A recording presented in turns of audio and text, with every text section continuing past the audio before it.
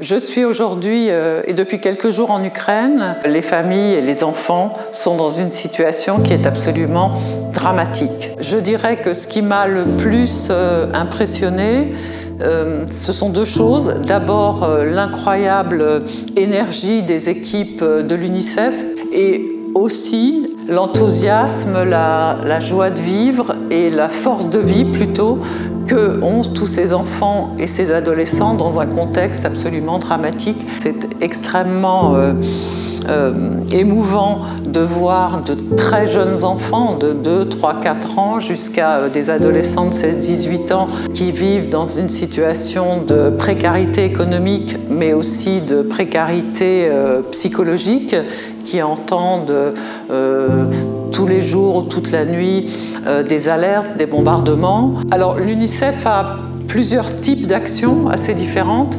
Une action de reconstruction ou de réhabilitation, comme par exemple l'action que nous avons vue dans une école où l'UNICEF va réhabiliter, dans certains lieux construire même des abris. La deuxième activité, c'est d'apporter des services essentiels comme le soutien psychosocial, comme l'éducation.